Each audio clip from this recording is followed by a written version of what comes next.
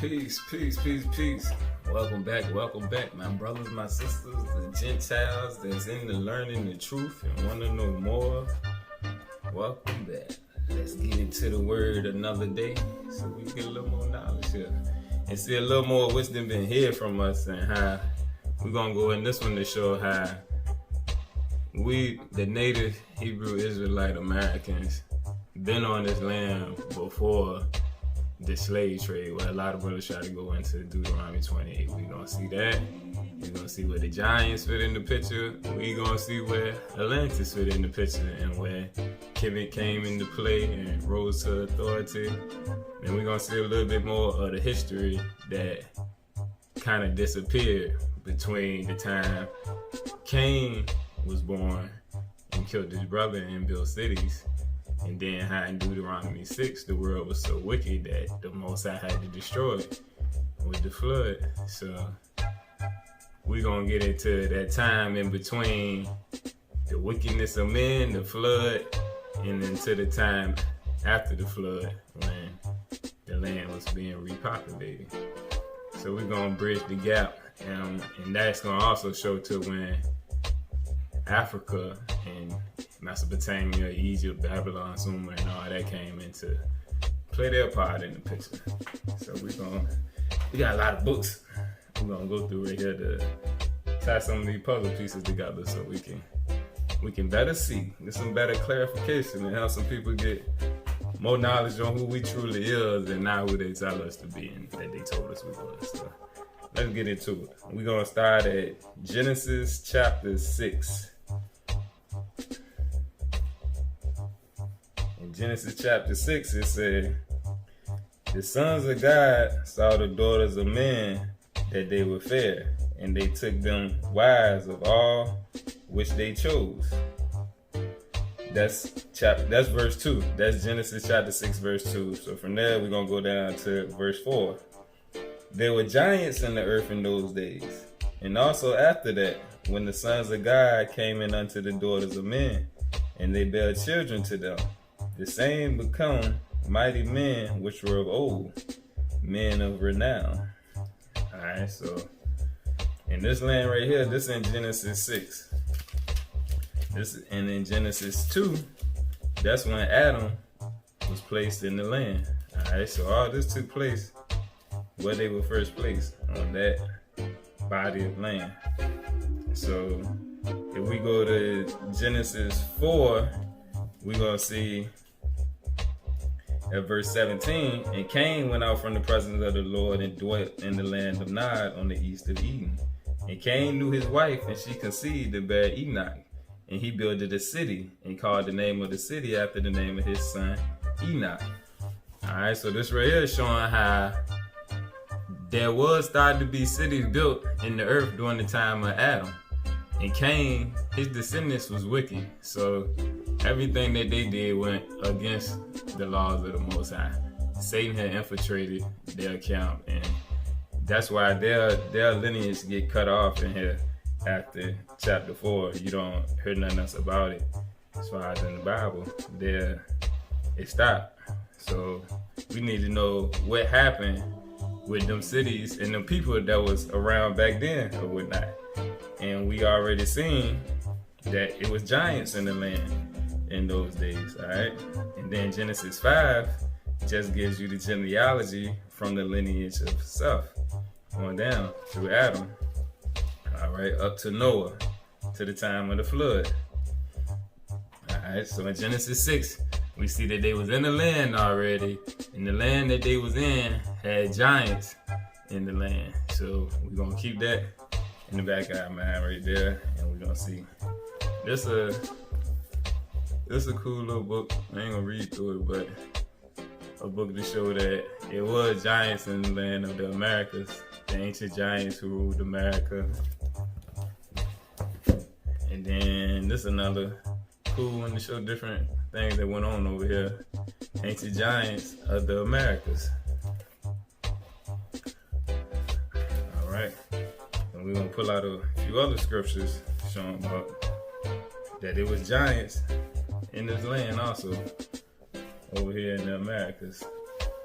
And that's part of the reason the history over here, they don't, I used to always wonder why they don't go to American history. What's the big secret about the history in America? Whereas we heard about the history of the other lands, Africa, Asia, China, different places. We hear about all their history, but we never get into the history of what happened in the Americas. They just teach us that stuff started in Africa and whatnot, which that was after the flood. So pre-flood, there were civilizations out here, which we just confirmed, seeing how Cain, his descendants had built cities. So it was cities out here at that time. All right, so from there, we're gonna go to how it was wicked at that time. We're gonna go to the sealed. All right, so this the sealed Book of Mormon, and you can download the PDF. You just Google sealed Book of Mormon. The PDF come out. I went to the library and printed it out because they don't have it online no more to where you can purchase it. All right, so this right here. This is what the Most High is saying to Enoch, because you know Enoch was the first perfect man that got taken away. So this gonna give us some more clarification on what happened there. All right, so this is what the Most High saying to Enoch. We in this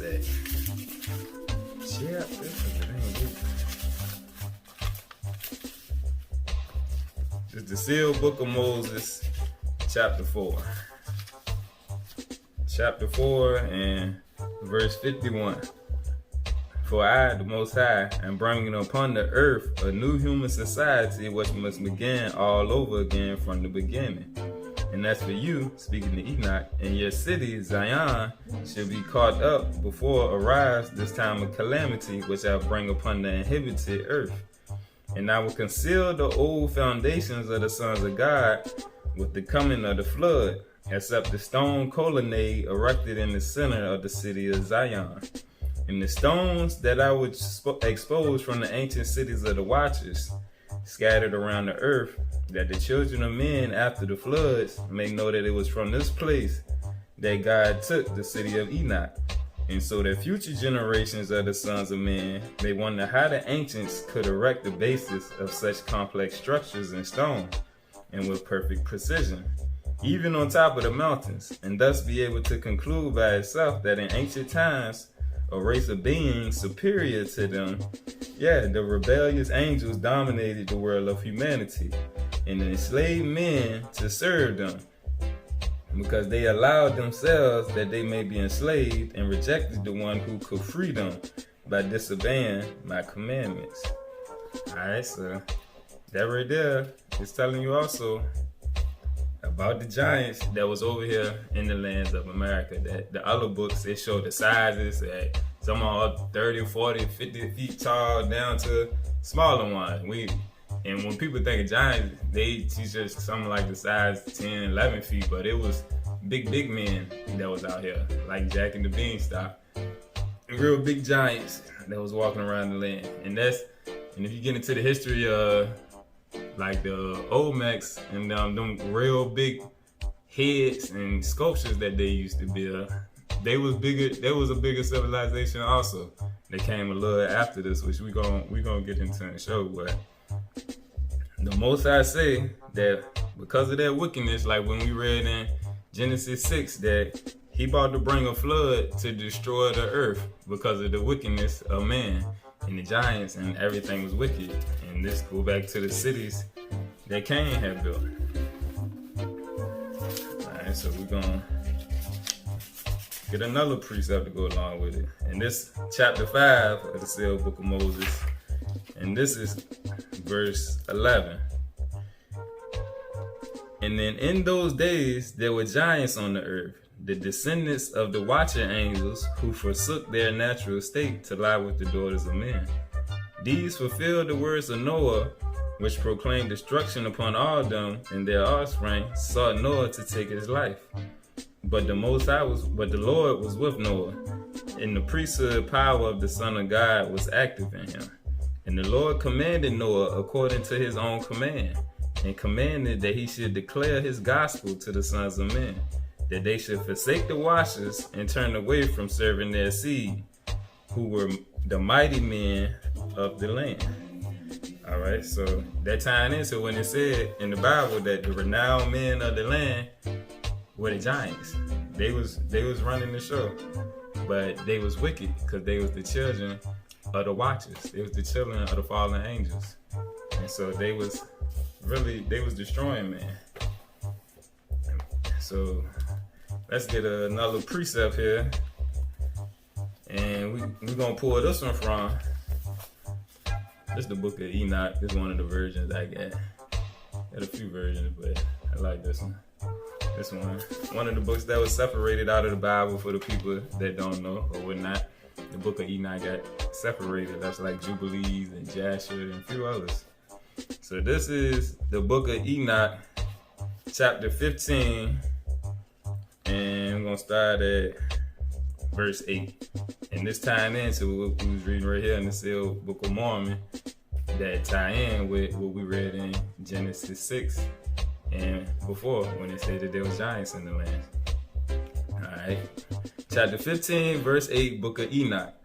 And now the giants who are produced from the flesh, from the spirits and flesh, shall be called evil spirits upon the earth, and on the earth should be their dwelling.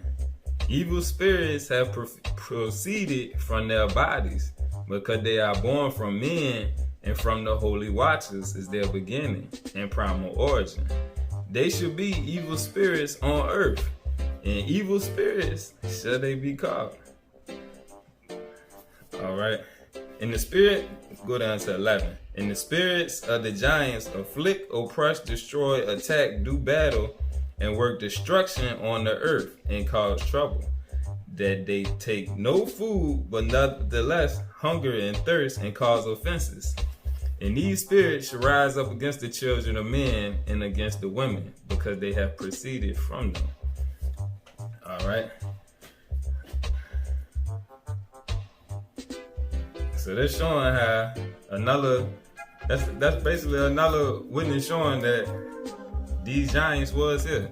So it's not just a bunch of myths and legends like they teach us that's make believe and they made up this stuff. They actually all got it from our records that we left down through history or whatnot. So right there, alright, so far we can see that it was giants in the land, and that we was on with the Mormon text call and tell us is the land of promise, which is America. America is the promised land. Alright, so now we're gonna go back to the sealed book of Moses, which is in the sealed book of Mormon, and this is chapter 5, verse 16. And it's another precept that's gonna line up with what we headed. And behold, God looked upon the earth, and it was corrupted before his sight. And God said to Noah, arrive the end of all flesh has for me, for the earth is full of violence.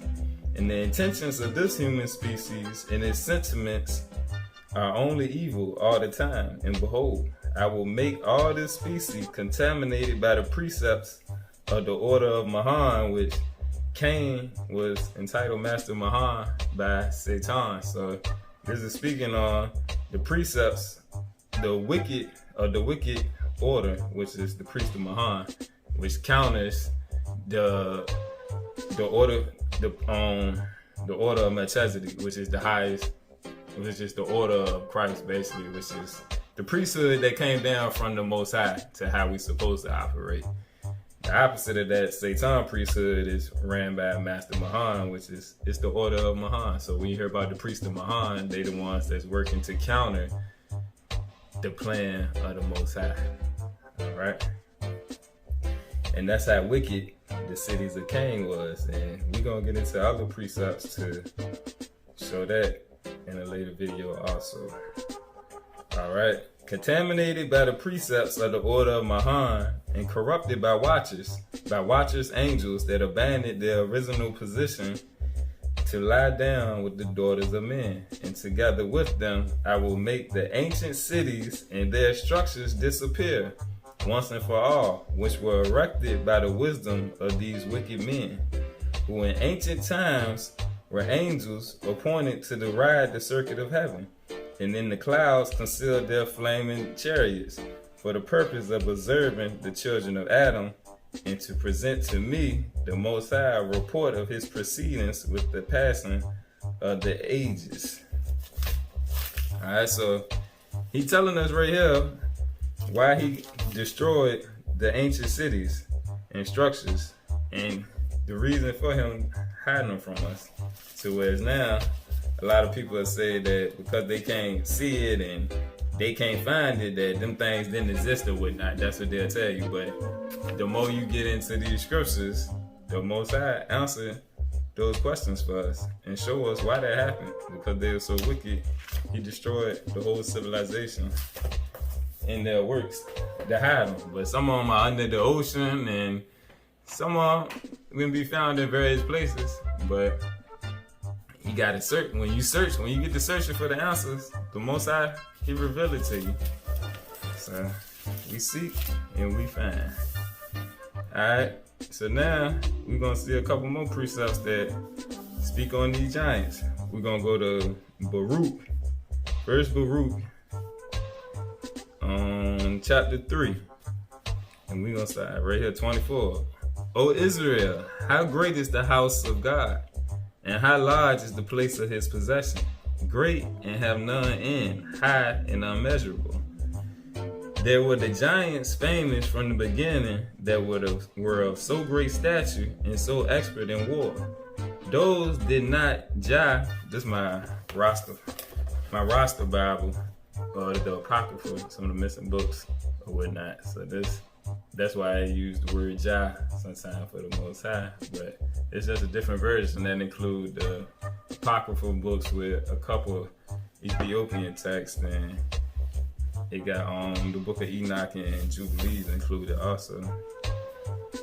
So 27, those speaking on the giants did not Jah or Yah choose, neither gave he the way of knowledge unto them, but they were destroyed because they had no wisdom and perished through their own foolishness.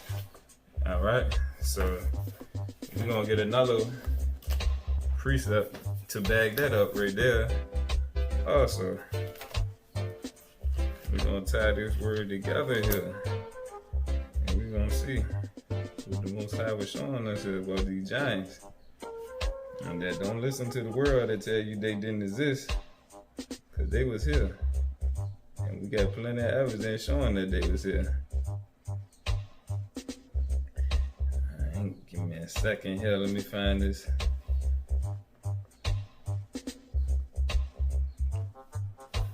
Alright, we're gonna go to the Wisdom of Solomon in the Apocrypha, and this chapter 14, and this is verse 6. Wisdom of Solomon 14 and verse 6. For in the old time also, when the proud giants perished, the hope of the world governed by thy hand escaped in the weak vessel, and left to all ages a seed of generation. Alright, so let's get another precept to tie in about these giants here that we been saying that was on the land over here in the Americas. Not that they want giants in none of the other places, but the vast majority that they found was in the Americas over here on that side. Alright, so it was more on this side of the world than they found on the other side of the world, way more on this side of the world. That's where the majority of them was at. So we tying together to see the history over here before things got popping in Sumeria and Mesopotamia, Babylon, that whole area over there. Alright, so let's go to Ecclesiasticus in the Apocrypha, and we're gonna go to Ecclesiasticus chapter 16, verse 7. We're gonna start at verse 6. Ecclesiasticus, or Sirach, verse 16, chapter 16, verse 6 and 7. In the congregation of the ungodly shall fire be kindled, and in a rebellious nation, wrath is set on fire. He was not pacified toward the old giants who fell away in the strength of their foolishness. All right, so that's the same thing that we read in Baruch. How the giants was destroyed because of their own foolishness and because they weren't of the seed of the Most High. There was a mixed seed mixed with the fallen angels who came down and inhibited their bodies and had sex with the daughters of men. So we're gonna see. We got other precepts we getting through right here. We're gonna see how some of the stuff that didn't make sense before, hopefully right here, this can help tie it together for somebody. And if you can't see it and you actually trying, ask the Most High. Ask Brother Jesus to open your eyes up to show you. And read and study some of it. And that's going to have your spirit open up if you really want to know it. With now, or else if you just listen and just choose to dismiss it or whatever you do with it, marinate on it and see what you get. Alright, so we're going to get a few more.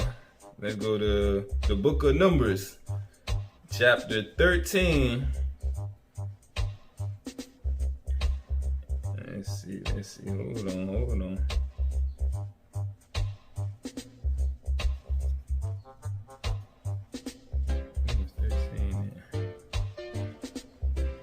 Oh, okay. Numbers 13 and 33. The book of Numbers, chapter 13 and 33. And there we saw the giants, the sons of Anak, which come of the giants, from their lineage. And we were in our own sight as grasshoppers, and so we were in their sight. All right, and you remember when Joshua went in to take the land, he reported back that it was big people over there. So that also is an indication of where these lands was that they were spying out, the land of their inheritance. And we'll see why it's the land of our inheritance. And then it tied back to why, in the end, we're going to see why we was the people over here that they leaving out. And also show why Christ was a brother. We're going to get to all of that through these precepts right here. And it's all tying together. So we just starting right here with the giants and how the people was bigger at that time. And how they was wicked. And why the Most High said he had to destroy and bring the flood. And how he took away Enoch, the righteous, showing how those that was living right and following his commandments, he protected them and he took them away. But they'll be back in the end times. That's in some of the other books. We'll show that another day. But all right, let's go to Deuteronomy chapter 2.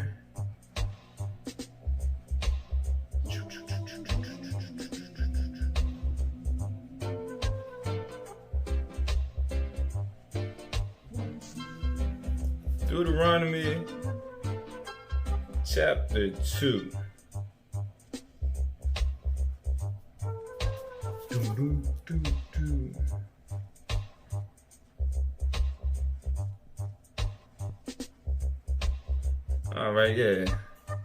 Deuteronomy chapter 2, verse 20. Deuteronomy 2, verse 20. There also was accounted a land of giants. Giants dwelt there in old times, and the Ammonites called them Zazumims. All right, so that's telling about in old times before this Deuteronomy. So in old times, they saying it was a land with giants. And if we scroll over to Deuteronomy 3, verse 11, we're gonna see right here, for only Og, king of Bashan, remained of the remnant of giants. Behold, his bedstead was a bedstead of iron, and it goes into the size of it, showing that he was towards, because it was some giants, some bigger people that linger on after the fallen angels. Their kids was made to destroy themselves. The Most High made them destroy themselves, but it was a couple bigger people-sized people still left from that time period or whatnot. So we gonna see that too, and that tie into with the Olmecs and how they were bigger people. They weren't the size that we were now. All right. So from there, we're gonna go into. We're gonna say, keep in mind right there where we at on the flood, the giants, and the destruction. We're gonna continue right there, and we're gonna go to this book, Atlantis, the Antediluvian World. We're gonna go up in here and see what we can pull up out of here to tie in. Alright, so on page 43, verse 1 up here, it says, the land destroyed by water was the country in which the civilization of the human race originated. Alright, and then we go down a little farther under verse 5. The Hebrews and their flood legends are closely connected with the Phoenicians, whose connection with Atlantis is established in many ways. Alright, so we going somewhere with that right there.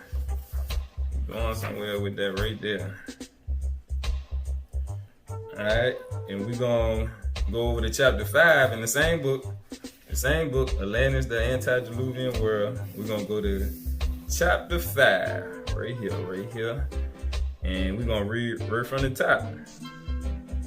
It's a very remarkable fact, says Alfred Maury, that we find in America traditions of the deluge or the flood coming infinitely nearer to that of the Bible and the Chaldean religion than among any people of the old world. Alright, and so the Gentiles consider America the new world. So this right here saying that among the world where they came from, the traditions that they find over here are a lot more accurate than anything that they found on that side of the world right there. So that's saying that the records was kept over here also. Alright, so add that on right there to what we building on. And alright. So we're gonna go down a little farther, same page 57, chapter 5. And this is going to say, Atlantis and the Western continent, speaking of America, had from an immemorial age held intercourse with each other.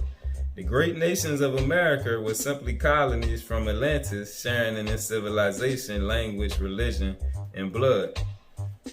Alright, so it's showing that there was a connection between Atlantis and America, which Atlantis was in the Atlantic Ocean in a landmass that bridged the land of Africa and the land of America. So that's why they teach us that it was a myth and they don't know if it existed and all that, because it'll add to the truth being exposed as to who it was in that nation right there and how the two outer nations, the land of Africa and the land of America, connected.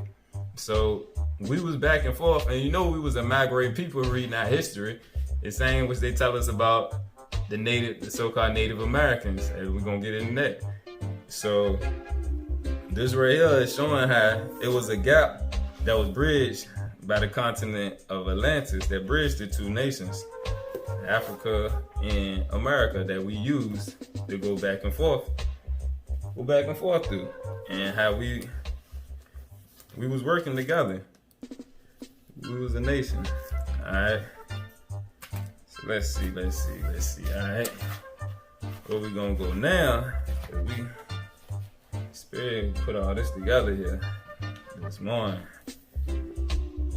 It's interesting for me too. We're gonna go into the Emerald Tablets of Thoth, the Atlantean. So you can see it right there.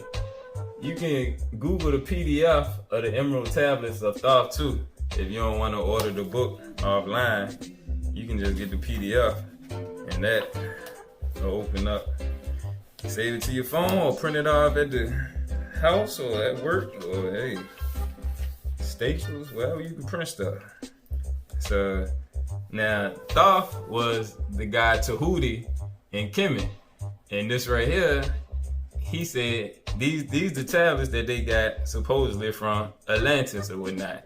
Now, everything that the Gentiles gave us, which they didn't gave us our writings back, the Most High had them preserve it because they think that it's their writings and that it's about them. And that's a trick that he ran on them, that it's in the Book of Mormon, and we're going to see that another day, and we're going to bring that out to show and prove, Father, that the Most High orchestrated this whole thing right here.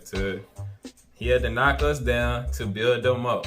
And we gonna get to that too. And it's all gonna tie together, and hopefully this Israel bridge the gap for some people so they can see the missing pieces that's been took from us. And as more of us get to this truth and get this light that's been hidden, the mystery gonna have to be no longer a mystery to the Gentiles who think that they have the truth, but they don't. And the Most High told us that in the book of Jeremiah and also in Ephesians, that the truth comes through us. And he had put us to sleep for a while, but now that he waking us back up, which is a sign of the times and the season on where we at in the timeline of man, the time that we had to exist on the earth, which the Gentiles and lied about that. We'll show that another day too. But yeah, we're gonna see how this tie together. Tahuti was the god of wisdom in Egypt, but he said that his people came from Atlantis. That was the land where they was at before they came into Egypt. All right, so let's bridge some more. The Emerald Tablets, this one on page 6. Wise were we with the wisdom of the children of light who dwelt among us. All right. Alright, and if you know, we the children of light. The children of light is the children who are set to give light to the rest of the earth, to enlighten them, to wake up everybody else. And we're going to go to some precepts. Before we go farther in the book of Thoth, we just going to stop right there at the beginning where it say, wise were we with the wisdom of the children of light who dwelt among us. All right. So we're going to get some edification right here. That we're going to line some precepts up with this right here so that we can better see this right here too.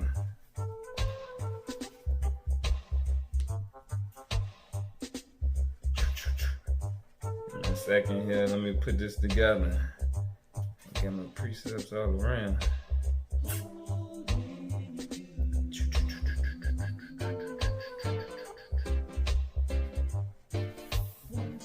Show a couple parts where they show in the scriptures that we are the children of the light, which Christ is the light of men. So that's why the ones that reject his light, they can't be lights themselves. You can't be a Torah only Israelite and say you a light. You're not a light because you're not following the true light. Which some people say the New Testament is wrote in this period or that time period, but Christ is the light of men. He the light of the world. So if we don't follow his teachings and learn from him, then we can't do what we've been called to do. Alright, so let's go to the book of Matthew, chapter 5. And this is what Christ was teaching his people. Ye are the light of the world. A city that's set on a hill cannot be hid. All right. Let your light so shine before men that they may see your good works and glorify your Father, which is in heaven, who is the Most High. So he came to us and sent his apostles once they got the Holy Ghost, the Holy Spirit, which came after he was put on the cross. Then we went to teach the Gentile nations and the rest of the world, the other brothers and sisters who, it can be Israelites that's Gentiles because they lost to the knowledge of self and don't know who they is also. But the majority of the time when the scriptures talking about the Gentiles, it's talking about the Europeans, which they're the main tribe of the Gentiles. So, all right. So we got right there that Christ is saying, ye are the light of the world. All right. So now we're going to go to John, which is speaking on Christ right here in John chapter 1 and verse 4. In him was life, And the life was the light of men. All right. He lights your spirit because he teach you to follow his teachings. And the only way to the Most High is through the Son, because the Son is the master teacher, giving the spiritual teachings on how to get your spiritual body after you die by following the ways that he give you, which that's the way to everlasting life and the powers that everybody be talking about, like, oh, we getting our powers back and all that. Nah, if you're not following the commandments and if you don't believe in the Christ, you're not getting no powers. The opposite sees you following the teachings of the Gentiles and you denying the word in the Christ. Ain't no powers for you. You powerless until you get sent down into the lake. But you gotta follow the master teacher to get the light, to be able to get your new body, to be able to get your powers back. Just like Christ had powers like the airbender in the movie. And he had various powers over the elements. When he walked on the water, when he stopped the rain, Christ had powers over the elements, and them the powers that we're going to get into that in the seal portion. And we're going to see how that's the whole reason by the Most High sending Christ to raise us back up, but it was to connect us back spiritually. And that's where everything is to pull us out of this carnal mindset that the Gentile teachings and the brothers who following their teachings got us stuck in. We don't see the truth of the teachings, which you can't come to the Spirit, you can't come to the light, which make you a Gentile to the Most High, even if you is a Hebrew or an Israelite, whatever you consider yourself. So let's go back. 1 John chapter 1 verse 4. In him, in Christ, was life, and the life was the light of men. And the light shines in darkness, and the darkness comprehended it not. The darkness, those that got a veil over his eyes, the darkness, the flesh. When you cater to the carnal things of the world, that darkness right there can't comprehend the spiritual aspect. So until you strengthen your spiritual man and build up your spiritual body, then it's going to be hard for you to override that darkness, because darkness is all around through this matrix, this Babylon system that they done created. It's out here taking people out. And like we went over in the last video, they took away a lot of these scriptures and pulled them out and hid them to hide these different aspects that the Most High done told us, and how it's different precepts, commandments, covenants that they done left out through these various books. So we can't get a complete timeline of our history until we know the books to get and open to the word. And not saying that this not ours and that not ours and bickering over the commandments of men.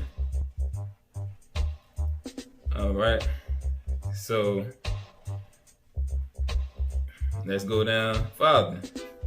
And this speaking on John. He was not that light, but was sent to bear witness of that light, which is Christ.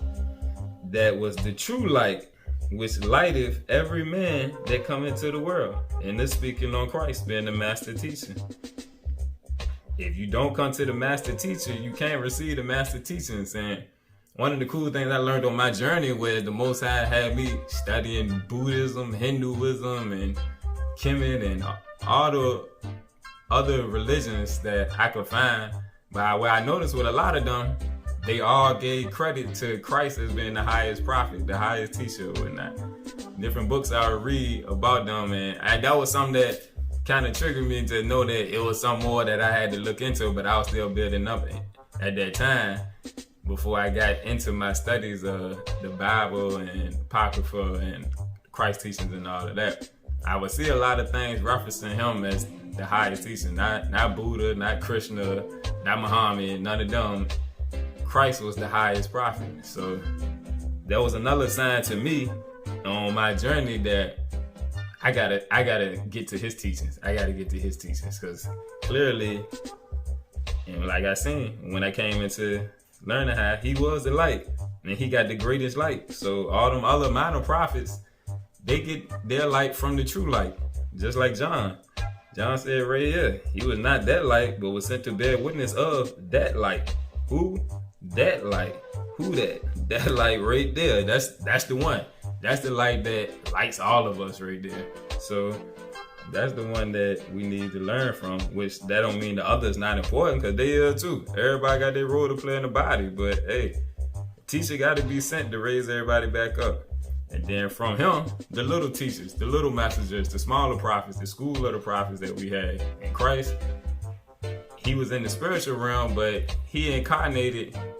Before he came in the flesh, it was still people that had experiences, and they was more spiritual back then. He came to a few people, and we'll see that as we go through some other books too. Just like he came to the brother of Jared or whatnot and was talking to him. He came to Moroni, spoke to him, and he came incarnated after he died, coming to over here to the Americas. So it's like when he got his spiritual body, he was still doing certain work for a time. But even before he went into the flesh, there was brothers and sisters that had encounters with him.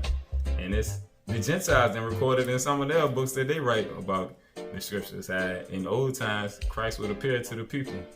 So we're gonna get into that another day too, in the cell portion, how Christ is the head of the spiritual realm over here. And it's a reason why he's that light, and why the only way, unless you come to Christ, you can't get the true light and you can't get set free. Everybody else can just bear witness to the true life and show you the path that you lead to get you to where now you need to search more for the master teacher so he can set you free. That was that true light, Christ, which lights every man that cometh into the world. He was in the world, and the world was made by him, and the world knew him not. He came unto his own, and his own received him not. So now you gotta think about this. How they teach us about white Jesus. Now, if white Jesus came into white folks, they sure enough not bought to not receive him or hang him or none of the other stuff or whatnot. But you look at our actions, we don't change. We the same people back then that we was now or whatnot. And the reason that the Romans had to hang Christ, it was because of the Jews. The Jews wanted him killed because he was messing with the teachings of the church, and he was making them feel uncomfortable by telling them the truth about themselves and the truth from the Most High. Like he said, his doctrine is not his own. His doctrine belonged to the Most High. And that's why he was the Word. He was the Word that came to bear witness to the Word of the Most High, and the Word was in him. And like he said, we err in not knowing the scriptures. The scriptures is the Word. All right, so we see that the light came through Christ. So in the teachings of Thoth right here, Thoth say, wise were we with the wisdom of the children of light who dwelt among us. All right, so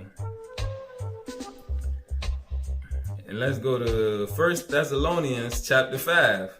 There's another precept to tie with what Tahuti said, what Thoth said, and also what Christ said. And it's Brother Paul. He said, ye are all the children of light and the children of the day. We are not of the night, nor of darkness. All right. So that's another one. Precept lining up right there with us being, we the children of the light. That's us. So this is all taking us back to knowledge of who we was and not who they told us that we were. All right.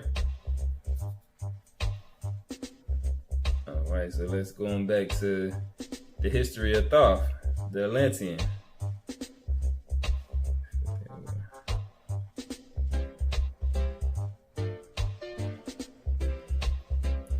Tahuti was the teacher in the land, or Thoth, whichever name that you know him by.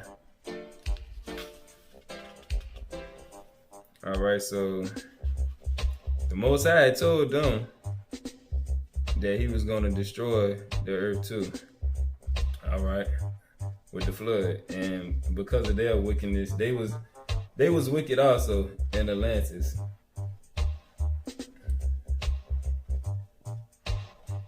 All right, so we're gonna go farther. It's page 7. Over the world then broke the great waters, drowning and sinking, changing earth's balance, until only the temple of light was left standing on the great mountain of Undal, still rising out of the water. All right, Called to me then the master, saying, Gather ye together my people, take them by the arts ye had learned of, far across the waters, until you reach the land of the hairy barbarians dwelling in the caves of the deserts. All right, fast we fled towards the son of the morning, until beneath us lay the land of the children of Kim, the Kemites, Egypt, the Kemetic people. Then spoke I to them in the words calm and peaceful, telling them of the might of Atlantis, saying, We were children of the sun and its messengers. Long dwelt we in the land of Kim. All right. So, long time I dwelt in the land of Kim, doing great works by the wisdom within me. Great grew the sons of Kim. Cam is Ham. The Hamites are the Kemetic people, so they're Hamites. And if you know the lineage of Noah, son Shem and Ham, Ham is Cam, which that's what they are. Conquering the people around them, growing slowly upwards in soul force. All right, so when they left Atlantis after the flood, they went on over, and eventually that's when Sumeria, Mesopotamia, when that area got to popping. When the guys, like he said right here, when they left Atlantis. And that's how the same guys that come from Egypt, the same ones that was in Atlantis. And if you ever see little documentaries when they go under the water and say that this is this city and that's that city, and the statues and things that they have on them shows under the water resemble the statues and everything that they had in Egypt. They're similar. So it's showing the connection between the civilizations, which that's part of the reason they tell us that Atlantis was a myth. They don't want that connection to be bridged right there. All right. So, all right. Let's keep it moving.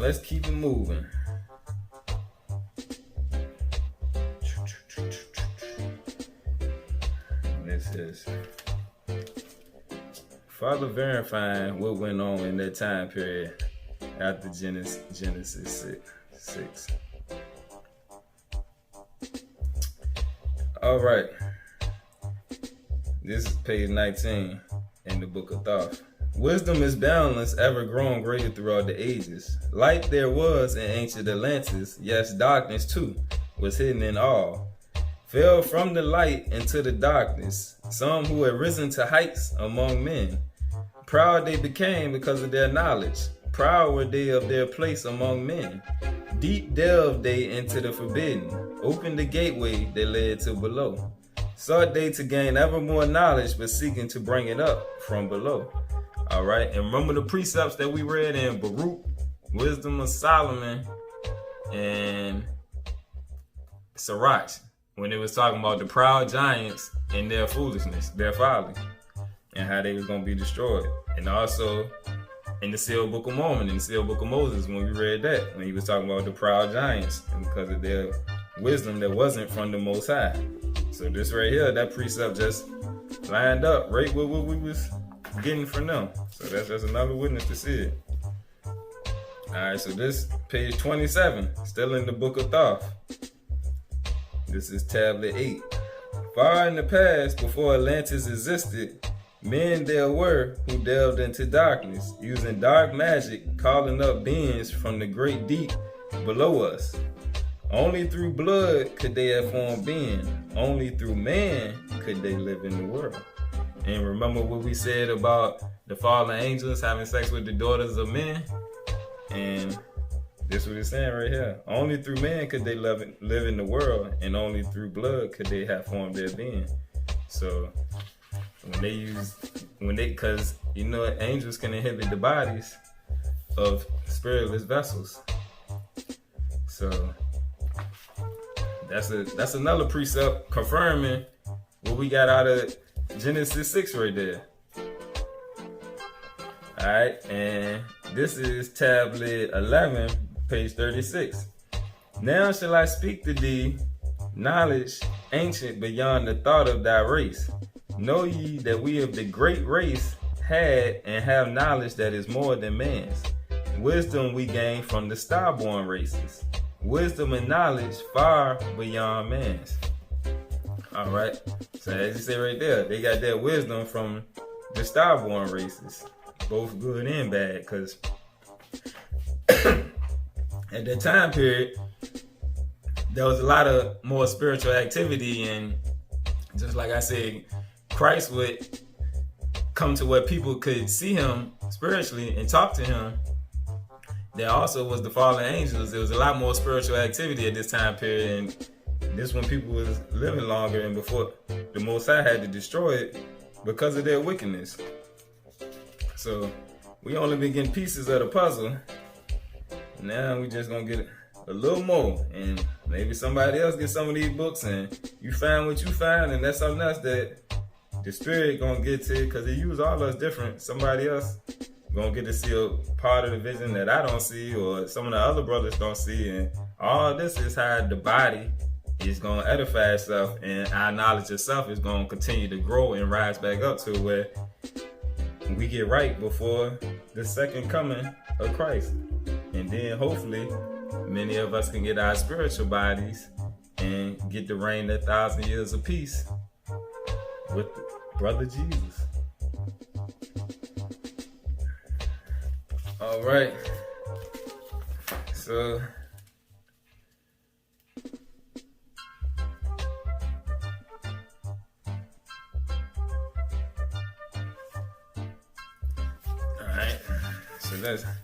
that's all we need out this book right here.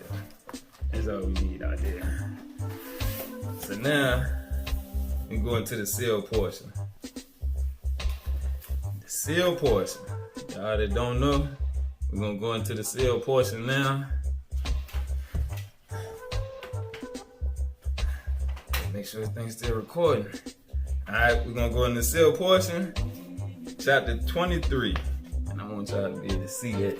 I don't know if you can see it good, but chapter 23, you can read the headline right there. That's what we're gonna see. Many of the children of Adam rebel against his counsel.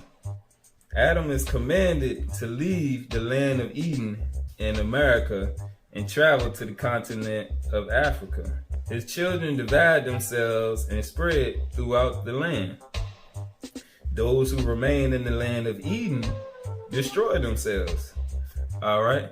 So this right here, this chapter in the seal portion is going through how the ones that remained over here with the giants, the Most High made them, it's part of the teach how the giants, he put them against themselves to kill each other, along with the flood that he sent to destroy the earth. So, alright, that's another example that America is the ancient land, which that's why the history over here is a red flag and they don't want to give it to us or whatnot. They teach Africa, Africa, Africa. All y'all from Africa. So they get us stuck on that right there to where if we always looking across the water, we won't ever get our knowledge that we supposed to get over here. Now, that's the handmaid's job to get that knowledge over there. Judah, that's them. That's their land. So it's their job to fix the pieces of the puzzle over there where we here. The Most High placed us here. Everywhere that he placed us for a reason. So I mean, if we over here, our job is to build ourselves up over here to where now we can have all the other nations to where we at, and where the 12 tribes, which is bloodlines, we can reach ourselves wherever we at. And the internet is one way that we reaching each other. So I mean, then you got the brothers that's out on the street, which some of them teaching the truth, some of them they still missing a bigger piece of the puzzle, which that's what we hoping to get out to them. And when you got more of us that's out and about on one page, which that's how the body's supposed to be. The body of Christ supposed to be on the same wavelength. So like when the Transformers and all them Captain Planet, all them back in the day, them shows that they showed us where my power line up with your power, your teaching line up with my teaching. We all aspects of the one body. That's when we got our power back. And that's what, when Christ come back, that's how he gonna build a kingdom. Everybody gonna know their role. And you gonna play your part in the body, I'm gonna play mine, and the Gentiles, their teachings and everything else that they done pulled over our eyes is gonna be done in a way with, which we setting up for that right now. That's what we doing. we setting it up to destroy their lives, because the Most High said all truth got to come out at the end. And he said he didn't left us in the writings the truth that we need to see to destroy the lies that they didn't taught us. So that's what we getting into here. We getting more into it. And we getting farther and farther to the truth. Let's see. Yeah, so we gonna stay right there. Right there.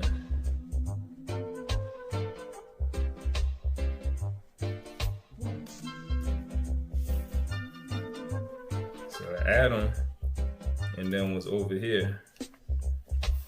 Alright, so let's go to Seal Portion chapter 24. Seal Portion chapter 24. Alright, so this is still speaking on them leaving the land over here.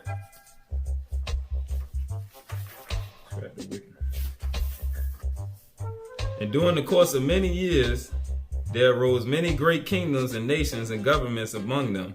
But of all these kingdoms and nations and governments, none was based upon the gospel of Christ. None of them had the truth. None of them had the light. So they was just false prophets running around and people prophesying, not teaching the truth. All right.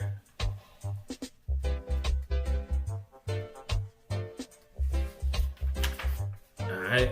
Neither were they based upon the Spirit of God that would lead a man or a woman to the gospel of Christ.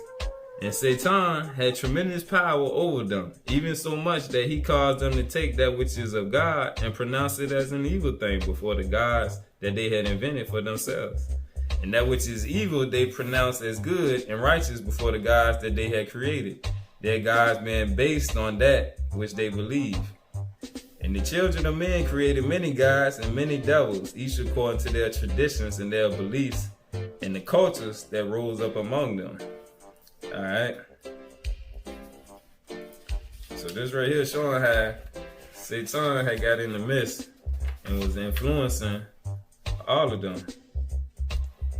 He was influencing everybody that didn't have the gospel and the truth of Christ.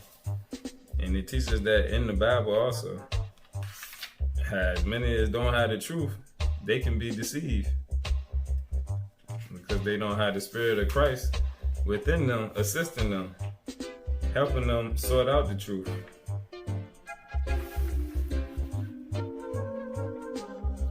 Alright, so sorry, this part right here, verse 24, it was when they had left, after they had left North America, Adam and them, when they came over into the other land, the land of the Hamites. But it was before the flood.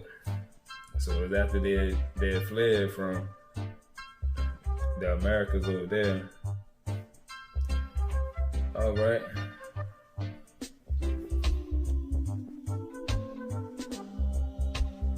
Alright, so let's get back to it. We're going to go to chapter 25 in the seal portion. Alright, and this after the Most High then told Adam to lead the Americas and go over to the land of Africa. Alright. And this was still before the flood, but after, like we read, well, also during the time of the flood, before the flood, the spiritual world had told Atlantis with Thoth, when we read the book of Thoth, when we went into that, and to see where it told them Atlantis was going to be destroyed for their wickedness, which Atlantis and the Americas was connected also. So we seen how Thoth said that they left and went into the land of Ham, the land of Kemites, the Hamites. They went into their land, all right, and they also went into Egypt. So we're on the seal portion, and we're going to go into chapter 25. All right. And this is when, in Egypt, before the flood. Chapter 25, verse 18. And I'm going to show this to show a piece of the puzzle that maybe somebody could pick up on it and help them on their journey. Like me, I spent a lot of time studying Egypt, Osiris, Osar, Set, Isis, Ra, the gods of Egypt. On my back was way in the journey. I spent a lot of time Egyptology, learning a lot of Egyptian Kemetic stuff. So when I got this sealed portion and other parts of the scriptures, I always liked the history to see how it tied together. So it kind of showed me how these things tied together and what parts of the history over there, how they didn't trick us too. So, all right, we had the sealed portion, chapter 25, and this verse 18. Sealed portion, chapter 25, verse 18. And you can Google the sealed portion and get the PDF too if you can't afford to get the book. So, I mean, you can get the free PDF. And I don't want the sealed portion. There's a couple bones, but just like all of the writings that they gave us back, they didn't added bits and pieces here and there and changed different meanings and translations. So you just gotta leave it up to the Spirit to show you what part resonates as true with you, and then get with others who study it to where you can get the meat of the matter and not the part that the Gentiles add you for a stumbling block. And as we go through, I'll point out a couple parts that I didn't notice that it just I know that ain't right. But sealed portion, chapter 25, verse 18. And it came to pass that this great king united the peoples of Upper and Lower Nile and brought them under his rule. And he introduced unto them the idea that his family was a royal blood, and that only through the blood of his family could the ruling class be brought forth. All right. And this he had taken from the corrupt teachings that had been passed down among them regarding Adam and the pure blood of the bodies that the Father had given to Adam and Eve. And now we can see how easy it is for a man to take a principle of righteousness and make it a principle that satisfies his own selfish demand. And this is still when Satan was running the earth before the flood, when he had wickedness, and how when we get into learning about the gods of Egypt and what I done learned in my study, it was this book, I think it was called Osiris, Life and Death of a God. And they talked about how Osiris was the one who was the king that had connected the lower Nile with the upper, and he was king over both, and they all loved him and whatnot. But as you know, they worship Osiris, and I said Osiris and Isis as deities in their pantheon of gods. So if you apply that right there, that's this time period right here, which is right before the flood. So that's just something I wanted to point out as we go along in that time. And also how Tahuti Thoth, which we read in that book, that he was his people and how wicked they was and how they left and went to Egypt also to restart. All right. Well, not restart, but it was during the time when the flood was about to come to Atlantis. Which the flood, we're going to see, it didn't cover the whole entire earth. All right, so still in sealed portion, chapter 25. And we're going to go to verse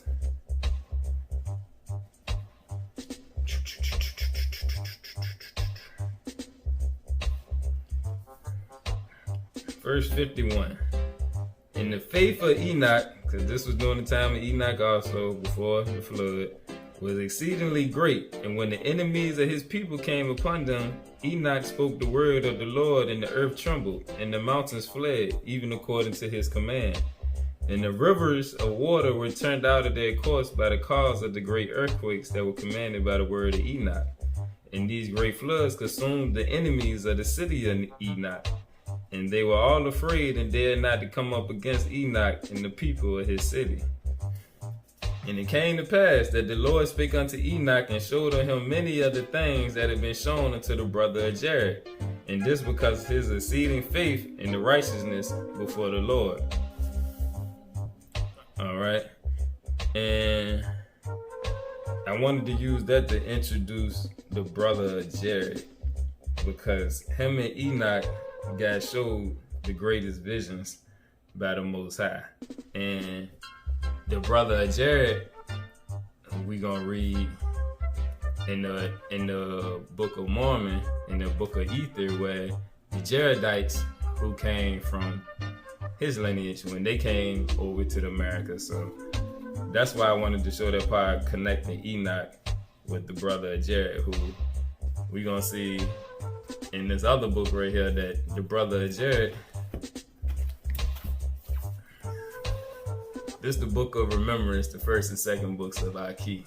And in it, Aki, we're going to see, is the name of the brother of Jared. So I'm going to, you can see that there. It's right at the top, right up here. I'm going to read from this right quick.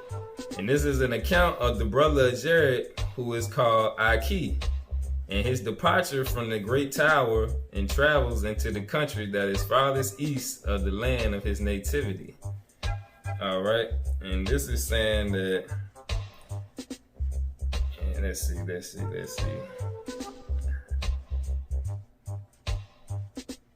He was from the lineage itself also, so I'm using this to tie the picture that, the verse 3, the Lord had respect for Aki as he was a large and mighty man, but gentle of spirit and gifted with a mild and kind manner. Alright, so the brother of Jared was Aki, and Aki was a big stature. He was a big man, alright? And the Jaredites. The Jaredites came from the brother of Jared. Alright, so let's go back to the sealed portion. Back to the sealed portion, chapter 25. So now that we see who the brother of Jared is, which that book said his name is Aki, and they go into some of his other teachings in this book of remembrance, which the teachings of the brother of Jared is in the book of remembrance, the first and second book of Aki, and also in the sealed portion right here. So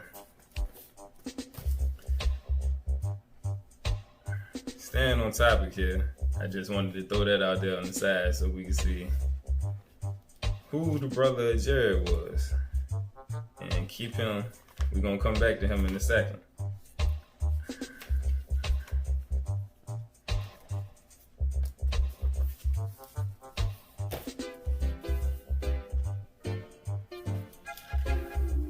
All right. So after the brother of Jared, and God took away the city of Enoch, the flood came after that. All right, so in the sealed portion, chapter 25, we're going to get more clarity on the flood. 71, chapter 25, verse 71. And it came to pass that the children of men became very wicked, and there were none who were found to be righteous, like unto the people of Enoch. All right. And we know that God took away Enoch, but he also took away his city with him. 74. For behold, the great flood did not cover the entire earth, but only covered the land in which Noah and his sons dwelt. For in that time, the people of the land did not know the great vastness of the earth. And when this flood came upon the land, they assumed that the entire earth was flooded. Alright, so next we're gonna go stay in the sealed portion, stay in chapter 25. We're gonna go to verse 78. And it came to pass that after the great flood, the children of Noah once again began to populate the earth and mix their seed with the seed of other peoples who were not affected by the flood in the land of Noah. For behold, the brother of Jared was not a direct descendant of Noah, but he and his brother Jared lived in the land east of the land of Canaan many years after the great flood had subsided off of that part of the earth. And the time of the brother of Jared was about the time that this great king of Egypt began to unite the people of lower and upper valleys of Egypt. All right, so that's clarifying the timeline even more for us right there, which now we get the timeline of when Egypt had upper and lower Egypt together. That was the time during the brother of Jared. All right, and the brother of Jared is key because some of his people is about to correlate with where we're about to go into the Book of Mormon, so we can get more clarity. All right. So keep the brother of Jared in your mind for a second, and you're gonna see where we going with this thing here.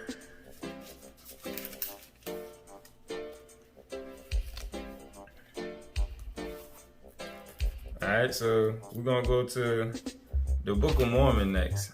We're gonna pull that out, and we're gonna come back to the sealed portion, but right now we're gonna go to the Book of Mormon, so we can find ourselves over here before the time that Jerusalem was destroyed, but after the flood, when the giants and everything have been gone.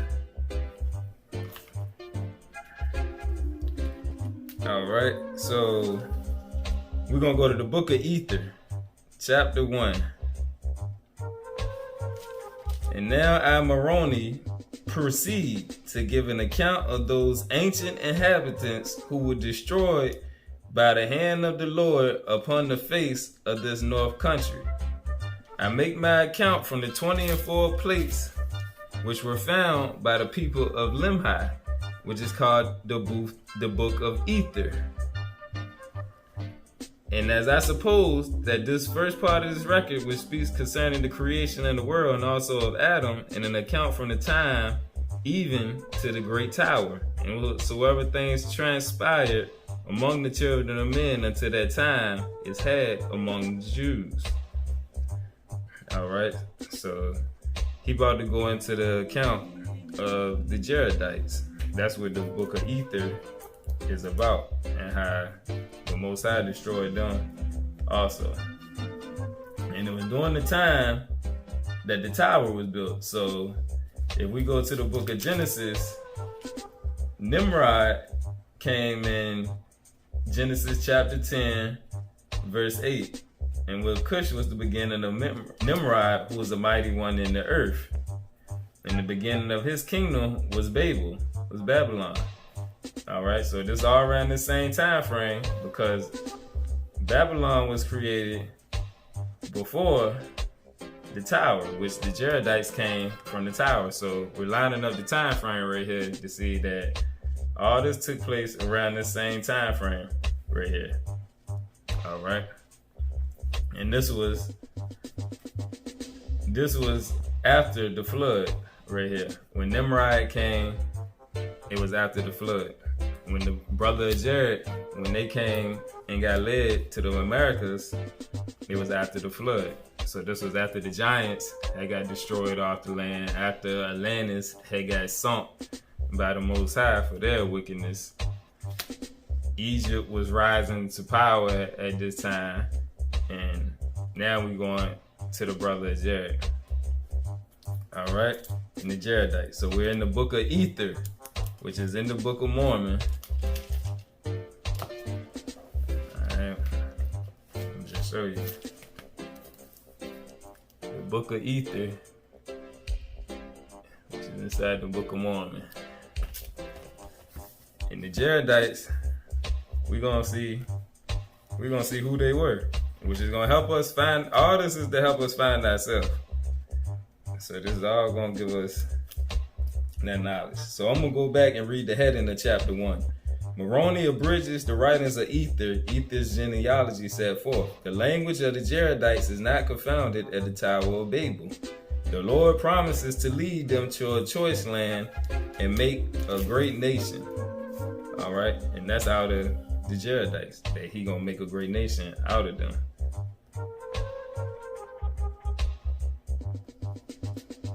All right. We're going to go, still in chapter 1, we're going to go to verse 33.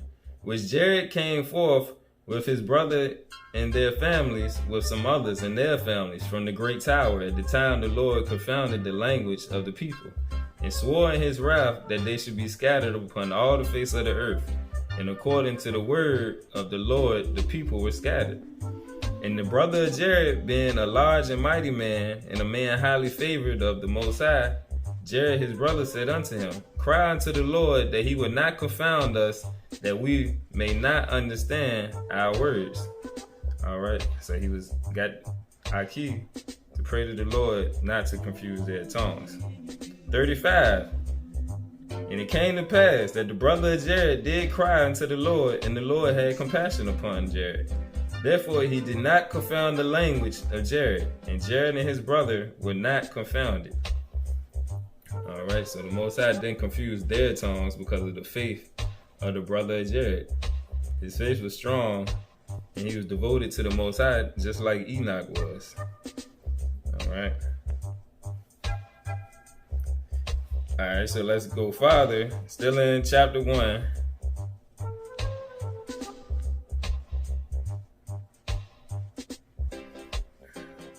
Chapter 1, verse 38, Ether. And it came to pass that Jared spake again unto his brother, saying, Go and inquire of the Lord whether he would drive us out of the land, and if he would drive us out of the land, cry unto him where we should go. And who knoweth but the Lord will carry us forth into a land which is choice above all the earth. And if it so be, let us be faithful unto the Lord, that we may receive it for our inheritance. All right. So just showing right here where the brother Jared went out. Jared knew his brother's faith was the strongest, so he got him to speak unto the Most High to carry them forth and to deliver them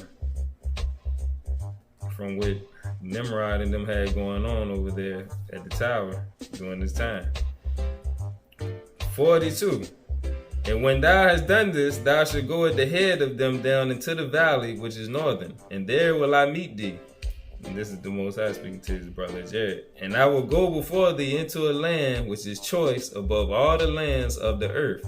And there will I bless thee and thy seed, and raise up unto me of thy seed and of the seed of thy brother, and they who shall go with thee, a great nation. And there shall be none greater than the nation which I will raise up unto me of thy seed upon all the face of the earth. And thus will I do unto thee, because this long time have you cried unto me. All right. So now let's see who were the Jaredites according to history. Because you know how Gentile brothers and sisters record everything they got to do with us, and they have it all. So there's a little book right here called The Jaredites Were Black. We're black Gentile. Yeah. We're just gonna say a little something to what he say in here about. And in this book, the way he wrote it, he having a conversation. The older guy is having a conversation with two younger guys. So, but this is the part that they have. It's on page 35, and it says Victor Hernandez, a Spanish missionary and author from around the time 1539 to 1600, shared the opinion of their time that the great fossil bones found in Mexico were remains of giants, and it was argued that as before the deluge, there were giants on the years.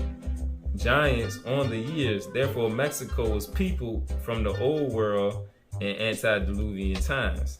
And that's just verifying that the giants were, like those books say, in the Americas or whatnot. And it's just saying how the giants were in the Mexico Valley also in the antediluvian times, which is pre-flood times. All right, and that's just leading up to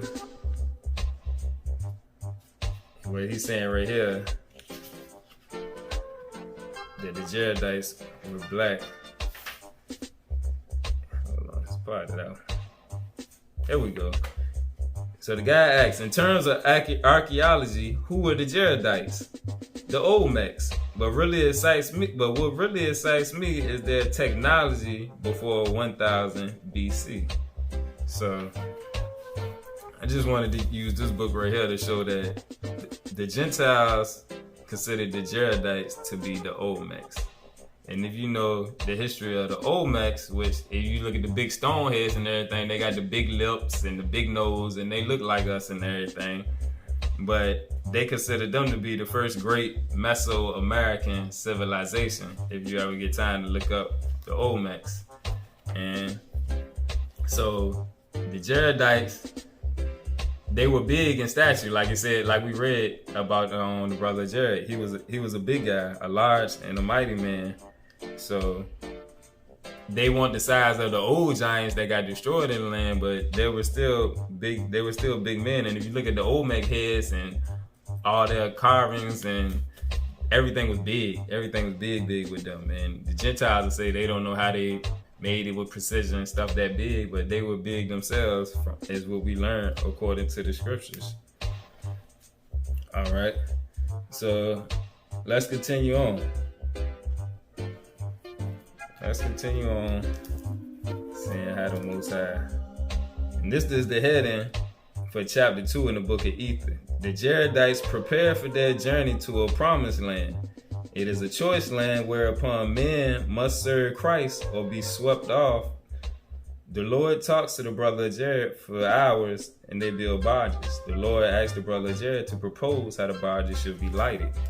And that's just saying how the brother Jared didn't know how he should put light within the boats that the Most High had him build to get across the land. And Christ had showed him how to do it. It was these stones that he used. But the Jaredites were guided across the land from over there, over here. I'm trying to find, give me a second here. I'm trying to find where he gave them the laws to the land.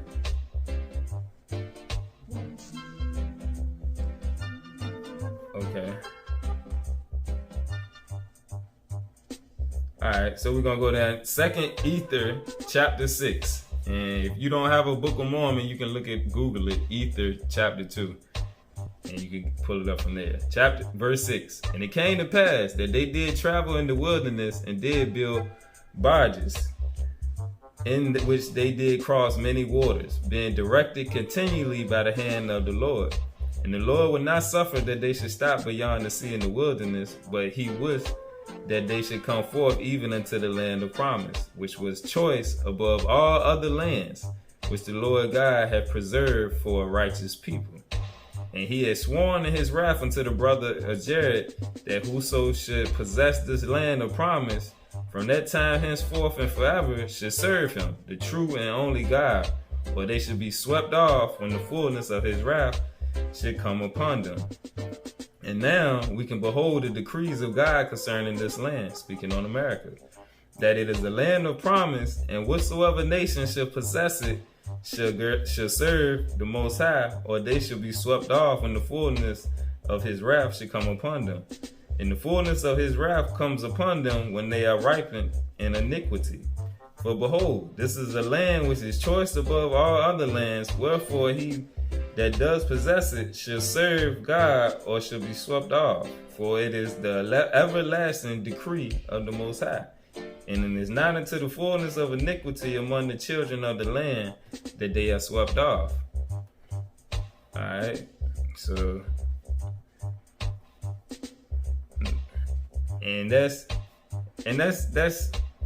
telling that the same thing that's going on with the Gentiles right now, because they don't adhere to the commandments of the Most High. They're being swept off the land right now, which is where all the plagues and everything else is coming from, because they done reached the fullness of their iniquity. So the same way the initial inhabitants, because of their wickedness, got swept off the land, the Jaredites came over there, and as we're going to see, they end up getting swept off the land. The Gentiles, who they came later on, but it was before them, the Nephites, they came over here, and we're going to get into Nephi and how they came over here, but they started off a righteous group, but also got infected by Satan, and his soldiers worked on them too, so where they became wicked and got swept off the land. So the Nephites were Israelites. They came from the land over there, over here, the same way the Jaredites did, and we're going to see that. So it's all leading up to us getting more knowledge of who we is and how we didn't come over here on slave ships after Columbus time period. We've been here for a long while, and they know that, and this what we getting into. We're gonna go a little more. We got a couple more books to look at, but we're gonna get more understanding through these scriptures first, and we're gonna tie it all together. That is gonna help us, those who's not sure whether we was here or not, see that, like the Most I say, we were scattered everywhere, and we've been here before the other people that was placed here. Alright, so I'm getting back to how the Jaredites was sent over here and how they was blessed upon the land for a while, until they also started doing wickedness. And if you get a Book of Mormon and read the Book of Ether, it's good because you see someone with the Most High showed the brother of Jared and how the Most High had Moroni to seal up the records from the writings of the brother of Jared until a certain time period, to where the Most High didn't want his teachings to come out until the end times, which was going to show the fullness, well, add to the fullness of the teachings, because Christ enlightened the brother Jared to a lot of information. The same way when Enoch got took up, he came back with a lot of information. All right, so we're gonna go to chapter 6 now in the Book of Ether, and this is once they reach, showing that they did reach the land of promise. Chapter 6, the Book of Ether, Ether chapter 6, verse 10.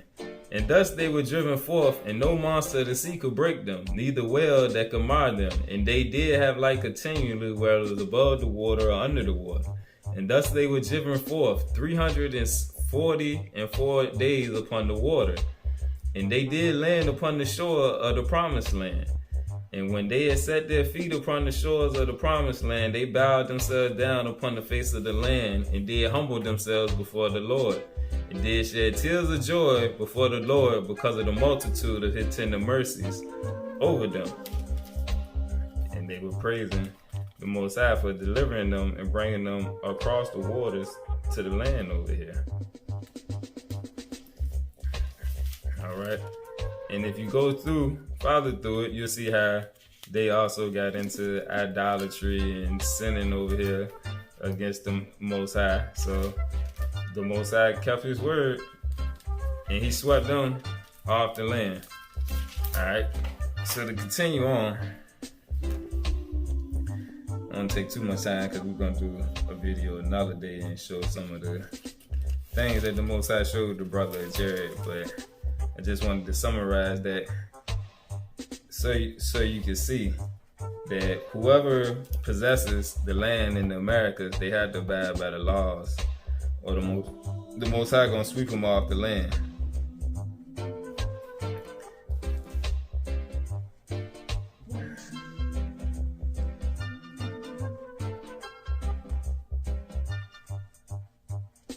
All right, so we needed to see that right here, and how they secret societies and all of this. That's in the Book of Mormon also, how it started during that time. Well, it became priesthood, they had secret societies.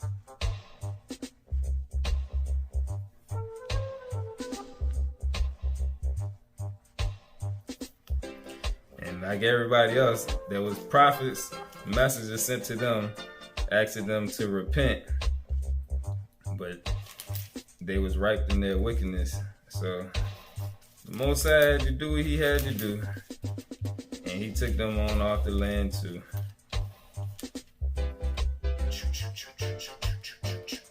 Give me a second. We're gonna put this together here.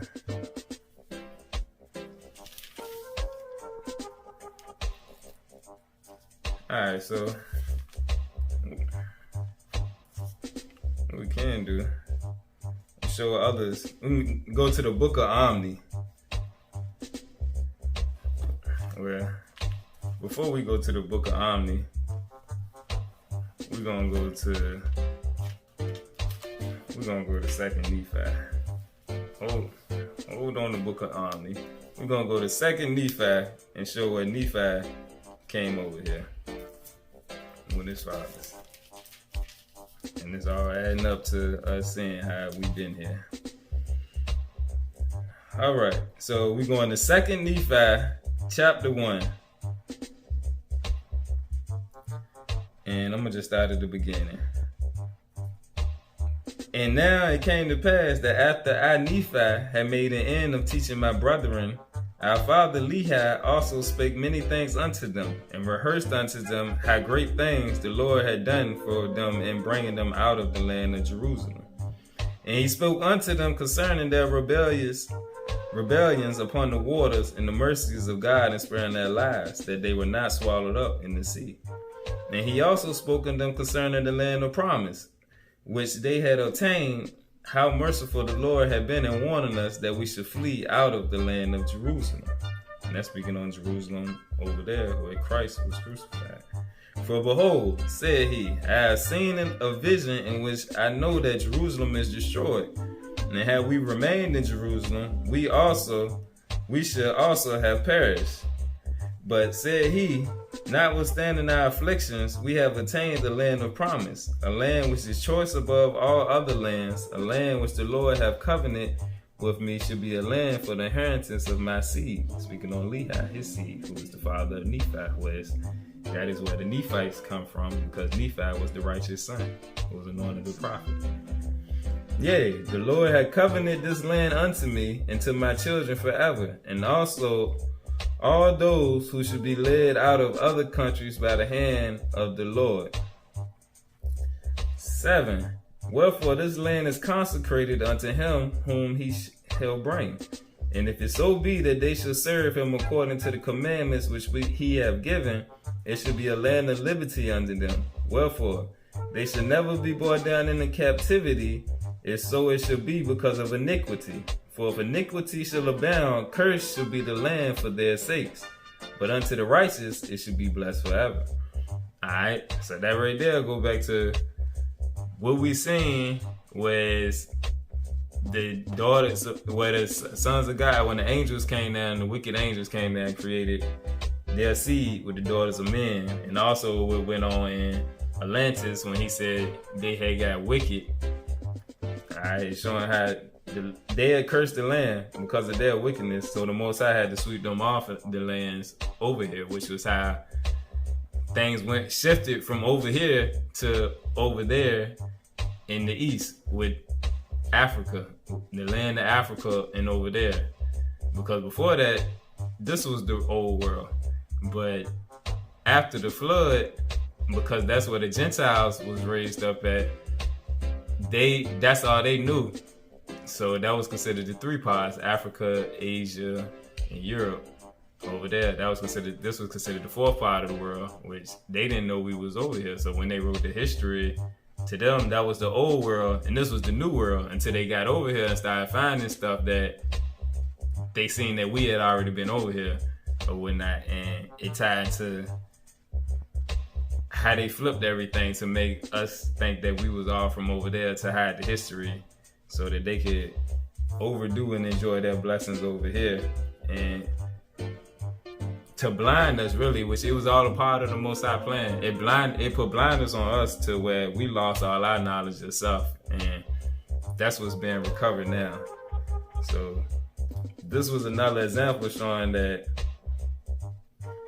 they left out of the land of Jerusalem before it was destroyed, and the Most High had gave Lehi a vision that they needed to leave the land to come over here, the same way he had gave to the brother of Jared, saying that he was going to bring them across the water. So this is accounts of two separate tribes that each belong to the Israelites that the Most High then delivered across the water over here. So the Jaredites, who were the Olmecs, which was so-called black aboriginal peoples.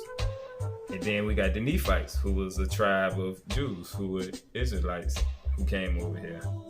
All right, so that's showing two.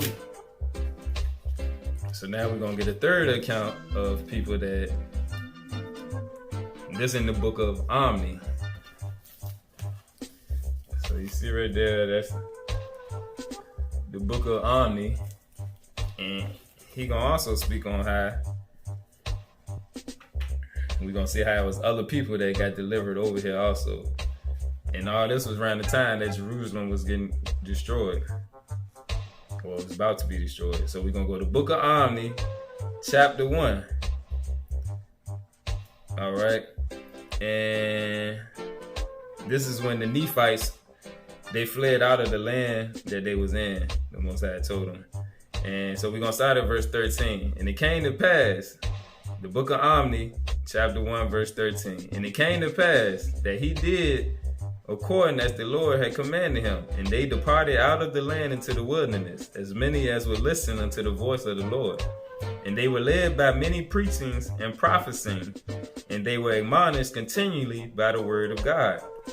And they were led by the power of his arm through the wilderness until they came down into the land which is called the land of Zarahemla. And they discovered a people who were called the people of Zarahemla. Now there was great rejoicing among the people of Zarahemla, and also Zarahemla did rejoice exceedingly, because the Lord had sent the people of Mosiah with the plates of brass, which contained the record of the Jews. Alright, so these brothers and sisters, when they came down and they found some more brothers and sisters in the land of Zarahemla, in the Central America part, they came down with the plates, which the brothers and sisters that was there at that time, they didn't have the plates. And we're gonna see when they left, they didn't have them. That's why they was excited when the people of Mosiah came to them, and they did have the records. All right. 15. Behold, it came to pass that Mosiah discovered that the people of Zarahemla came out from Jerusalem at the time that Zedekiah, king of Judah, was carried away captive into Babylon. And they journeyed in the wilderness and were brought by the hand of the Lord across the great waters into the land where Mosiah discovered them. And they had dwelt there from that time forth. Alright, so that's another tribe where some more Israelites that had got led out by the Most High from the land of Jerusalem over here to the Americas. Alright. And so we're gonna read that one more time. Starting at verse 14. We're gonna go back and start at 14. And they discovered a people who were called the people of Zarahemla. Now there was great rejoicing among the people of Zarahemla, and also Zarahemla did rejoice exceedingly, because the Lord had sent the people of Mosiah with the plates of brass which contained the record of the Jews. Behold, it came to pass that Mosiah discovered that the people of Zarahemla came out from Jerusalem in the east where Christ was crucified, at the time that Zedekiah, king of Judah, was carried away captive into Babylon. And they journeyed in the wilderness and were brought by the hand of the Lord across the great waters into the land where Mosiah discovered them. And they had dwelt there from that time forth. Alright, so that's another account of people that came from Jerusalem, led by the Lord over here to the Americas. Alright, so people was led from the Americas, Atlantis, into the east at one time. And then as we was a migrant people, so as wickedness pulls up and increases, the Most High reached out through his people to try to separate them and send them into a land where they can practice keeping the covenants and the laws and commandments. And then you had the tribes who was carried away during the time of Rehoboam, the 10 tribes that got carried away when Solomon's son was in charge. And that's another account of the tribes that got sent away, and they got separated into a different land. And this is a book right here that kind of go into that. The 10 tribes of Israel, or the true history of the North American Indians, showing that they are descendants of these 10 tribes. Alright, so this is a book by Timothy Jenkins. So this is another witness, another book showing that we was over here. And then at the beginning of the Book of Mormon, the intro says, the Book of Mormon is a volume of holy scriptures comparable to the Bible. It is a record of God's dealing with the ancient inhabitants of the Americas, and contain, as does the Bible, the fullness of the everlasting gospel. The book was written by many ancient prophets by the spirit of prophecy and revelation. Their words, written on gold plates, were quoted and abridged by a prophet historian named Mormon. The record gives an account of two great civilizations. One came from Jerusalem in 600 BC, and afterwards separated into two nations, known as the Nephites and the Lamanites. The other came much earlier when the Lord confounded the tongues at the Tower of Babel. This group is known as the Jaredites, which we read about in the book of Ether. After thousands of years, all were destroyed except the Lamanites, and they are the principal ancestors of the American Indians. All right, so this is what they're telling us right here at the beginning, that the book is about the descendants of the Americas, who we see are the Israelites. All right, and we're gonna see it even more. There's another book, and we about to go through some right quick. See it? Revealing America's Dark-Skinned Past, Volume 1. See the little pictures of us? All of us ain't have froze and hair like that. Some of us had the soft and silky hair and wet and wavy, and we came, our hair came in different ways, but it's still all a part of us. Alright, so I'm gonna read something out of this book right here, helping us see that more of who he is. Alright. Alright, so we're gonna read this in the intro. The true history of the indigenous people of the United States, and in particular the entire eastern and southeastern United States, has been banished into non-existence, and the true identities of those people had not been taught. The fact is, if the real history and identities of the indigenous people of America were revealed, we will know that the homeland of millions of Black Americans is actually here in the United States, and not in Africa as currently explained. It is time for everyone to comprehend that history was/is not totally honest in its interpretation of the facts of the indigenous people of the Americas, and that many Blacks in the United States are the descendants of those indigenous Americans. Alright, so that's also telling us that the Most High is using various people to wake us up, using the scriptures or either using history to show that we didn't all come from Africa over here. A lot of us was already here before that time period.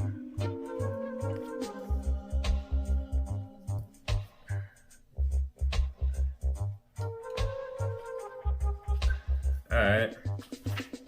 So it go into talking about the mound builders, who was another name for, let's read that. In this chapter called the mound builders. When the Europeans first arrived to know what is now southeastern United States, they encountered a Negroid, often described as copper-colored culture, of people that later became known as the mound builders. Mound builders is a general term referring to the indigenous inhabitants of North America, who constructed various styles of earthen mounds for burial, residential, and ceremonial purposes. All right. So if you get into learning about the mound builders, the Olmecs, Washita, it's different tribes that always over here, they called us the mound builders. That's another name that they use to describe us, that they'll say they don't know who it is, but they don't want to give away the clue that it was us. It's to hide our history, which everything was about hiding our history. All right, and so like we were just talking about when the guy said that the Jaredites was the Olmecs. And when we get into it right here, it said, another Negroid mound building culture in North America which must be mentioned are the Olmec of Mexico. The Olmec are believed to be the first major culture in Mesoamerican and the mother culture of all the Mesoamerican civilizations that followed. And if we go by what the scriptures we just read in the book of Ether, that the brother of Jared, when the Most High brought them across the waters over here, it correlates with what we read right here, that they are believed to be the first major culture that the other ones descended from. And that's why they teach that the Olmecs was the greatest civilization, and they couldn't understand how their technology and how they had all these different things. And look at some of the Olmec heads with the big lips and the big nose. That those ain't European traits. You can see that the people even look like us. So there's only so much that they can deny. All right. So now, being that we can see all that, I'm gonna get into this with the view of the Hebrews, 18:25, and we gonna use this to let the Gentiles tell us who we is, not who they tell us in the media and in public education. But in this book, it's a pretty interesting book, and it actually go through part of the destruction of Jerusalem and how it fulfilled the prophecies with Jerusalem getting destroyed after the death of Christ, up until the Romans took them into captivity. So we'll go into that part of it another day. But the parts that I wanted to read off was showing how even out their own mouth, they say that the ones that was over here that they found, the so-called Indians, so-called Native Americans, they use so many examples showing that they have to be descendants of the lost tribes of Israel and not descendants of the so-called red man from the Bering Strait, because the cultures was different. And this is page 56, where it's saying Yahweh and Yah or Jah are the roots of a great number of Indian words through different tribes. And you know, with us, there's a lot of things with the Yah, just like the names with us, like Jeremiah, Elijah. A lot of our names had those endings, just like Jehovah, Hawa is the ah and the A lot of our names still to this day, Zakaya, Kaya. It's a lot of names. Yana, Jada. Our names still have the same syllables at the ending of it. And this part right here. Two Indians who belong to far distant nations may, without the knowledge of each other's language, except from the general idiom of all their tribes, converse with each other and make contracts without an interpreter. This shows them to have been of one origin.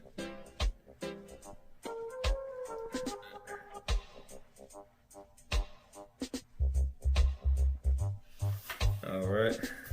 So let's see. Let's get it.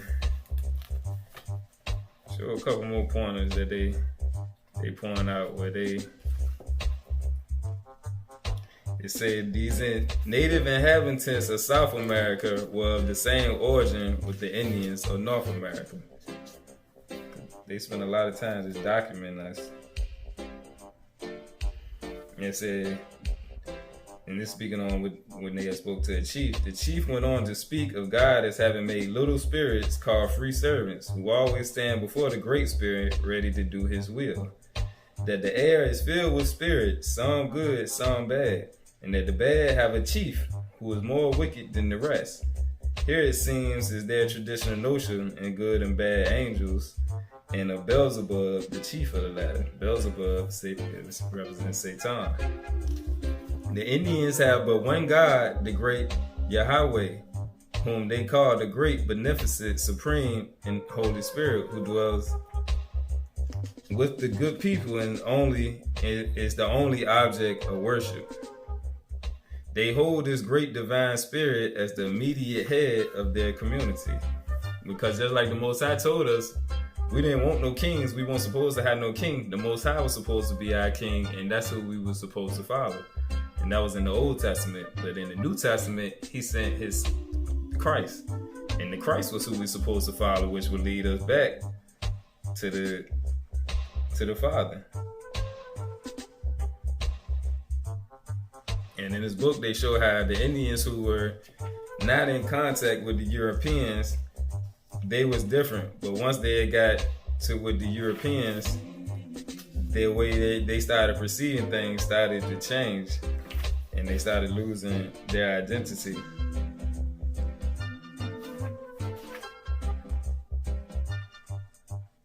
And this is what this man Mr. Penn said. And in a letter to a friend in England, he thus wrote of those natives: I found them with like countenances with the Hebrew race, and their children are so lively a remembrance to them that a man would think himself in Duke's Place or Berry Street in London when he sees them. Here, without the least previous idea of those natives being Israelite, that shrewd man was struck with their perfect resemblance of them.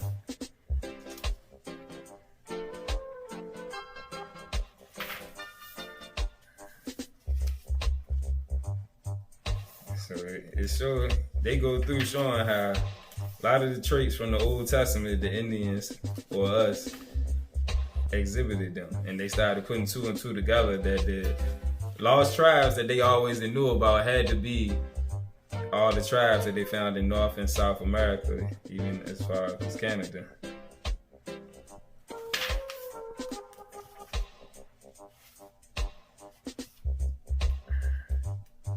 Get a couple more examples out of here.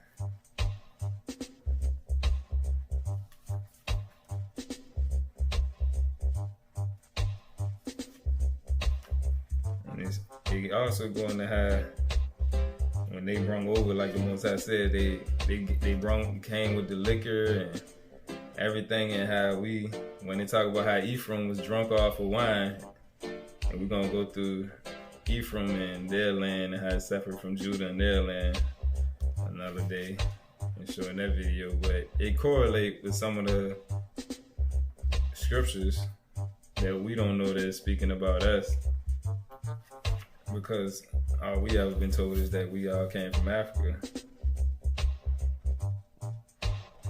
It is fully evident from many sources of information that the Indians' views of the Great Spirit and their religion were from their own ancient tradition, and not from anything that they ever learned from the white people after the latter came to this continent. So it's saying that, like white folks say they brought Christianity to the Indians, it's Gentiles right here verifying that us over here already had our own customs and traditions aside from what they gave us. We weren't just savages like they teachers running around that didn't know nothing or whatnot.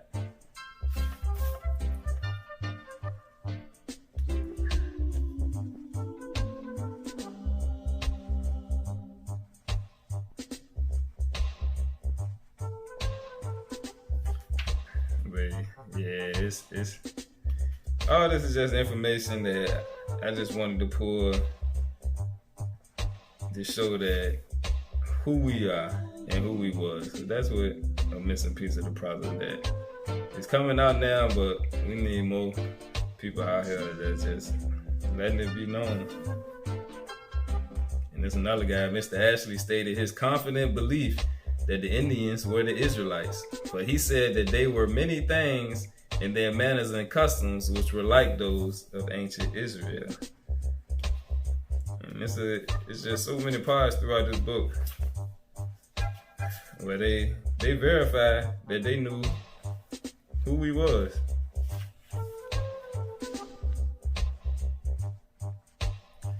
Here there, it seems the remote natives of Chile, a region 1,260 miles south of Peru in South America, furnished their quota of evidence that they originated in the same family with the North American Indians and hold some of their essential traditions. So that's showing that the two continents had the same vibration running through the tribes. The ones of us that was in South America was on the same wave as the ones that was in the north up here, in the central. So that's showing that also we are descended from one same original group.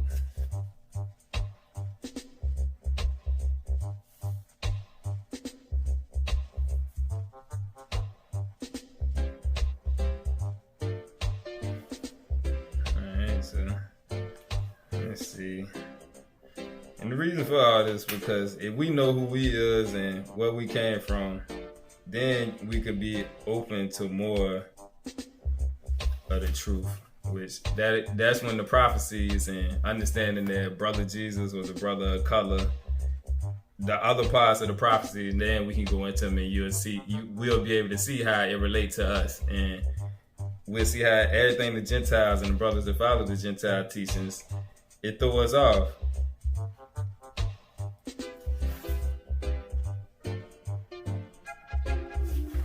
There's another part. If the Indians be not Hebrews, but of the wild Asiatics, speaking on coming across the Bering Straits, their traditions are utterly unaccountable. The heathen nations and the corrupt feelings of men were not so fond of the laws and knowledge of God as that the ancient, far distant, and savage Scythians of the northeast should learn and retain so much of the religion of the Israel of God and transmit it for thousands of years to the distant ramifications of their descendants over the vast continent of North and South America. That's speaking on where they say that we all came across the Bering Strait and that's who populated America, and they're saying basically that those ones that came across didn't have the same that what they knew as far as the laws and customs of the Most High and how the Israelites operated. Their view was different than the tribes that was over here or whatnot.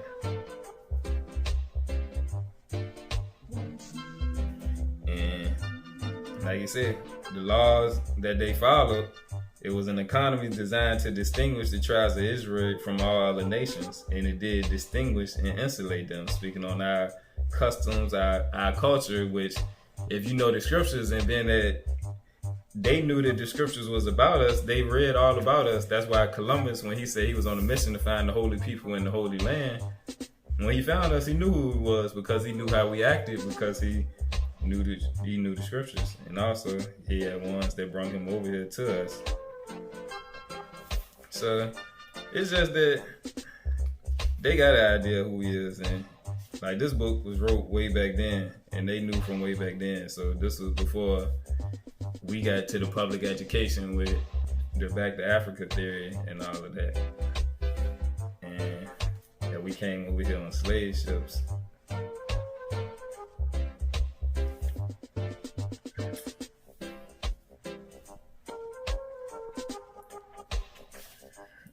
Alright, so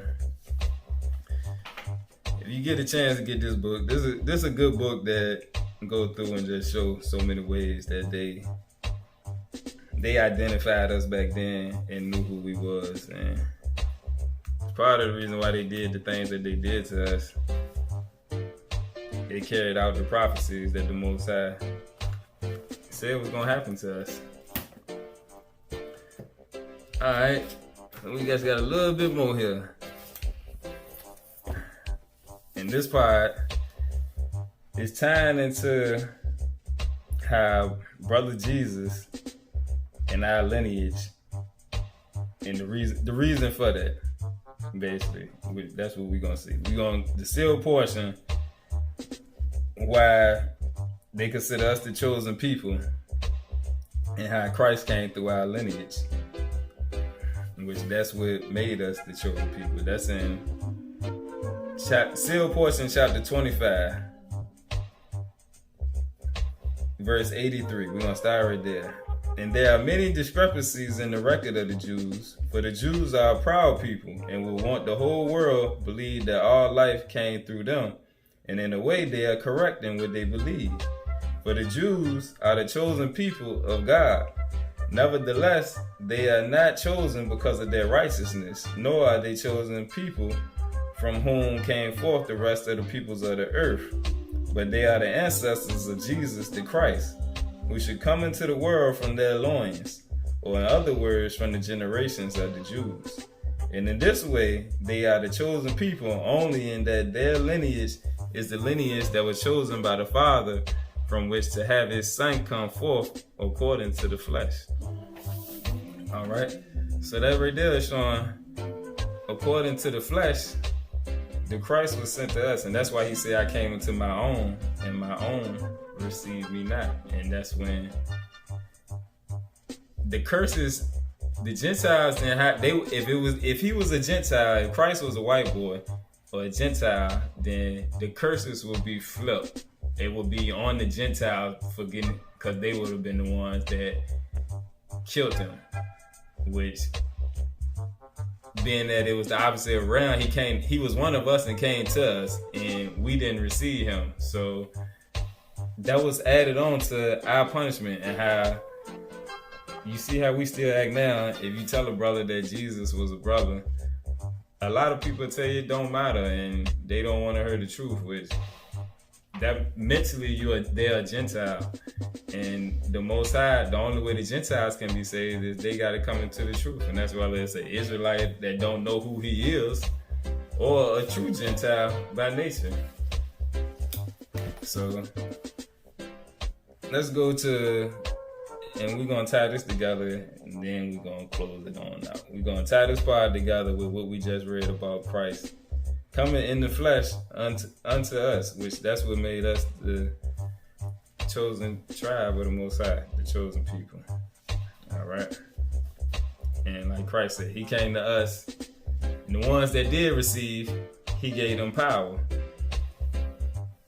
All right, but we supposed to be the lights to the world. So that's why we ending it right here with what we began with, because we began showing how we was the children of the light, and Christ was the light that gave life to the world, and he was sent to us. So we supposed to follow the brother and do what he did, which that bring light to everybody else. And that's the ones of us who been called to follow him and live in his word, just like the apostles that he gave power to. He'll give us the power to go out and know the word good enough to be able to edify other brothers and sisters, and to lift them up and to show them who they is and our story and what happened to us, and help others repent so that we all can grow back into the body properly and dwell with Christ when he come back for them 1,000 years of peace, which in the end we'll get our spiritual bodies like him, which that was the whole goal.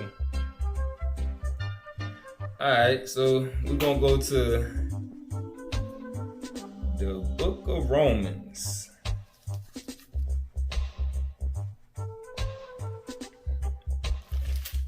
Alright.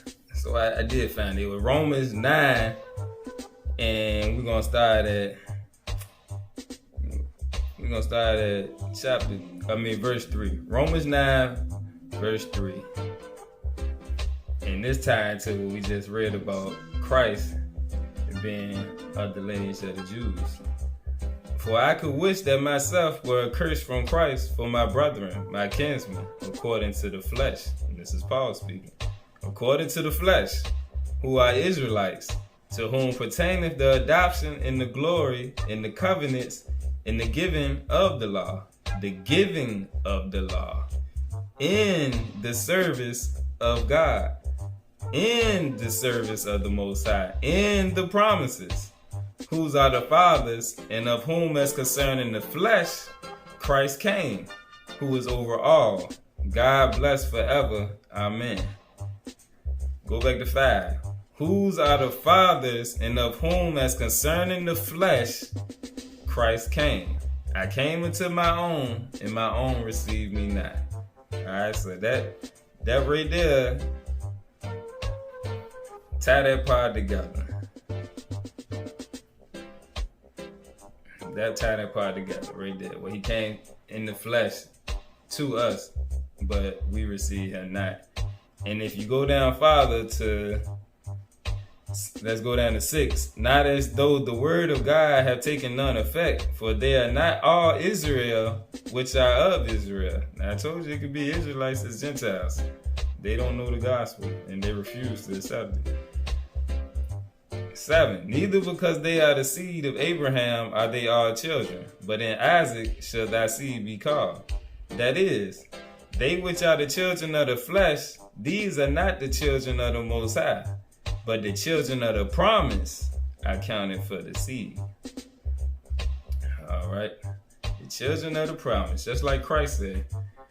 I went to all of them who you had given me, who were yours at first. And that's spiritual. The ones with faith, those are the children of the promise. It's a spiritual lineage you and not. Just because you so-called black or Hebrew, Israelite, whatever you call yourself, that don't mean that you a child of the Most High. It's the spirit. If you don't cleanse your spirit and purify yourself, then you wicked in the eyes of the Most High, and you're not gonna be accepted back.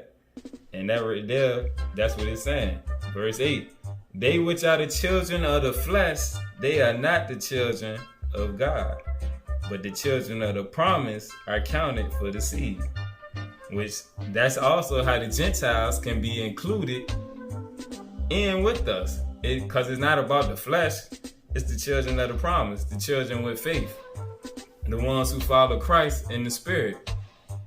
And that's how they can accept the truth, because spiritually they open and they recognize the truth, which children of the light. That's what we do.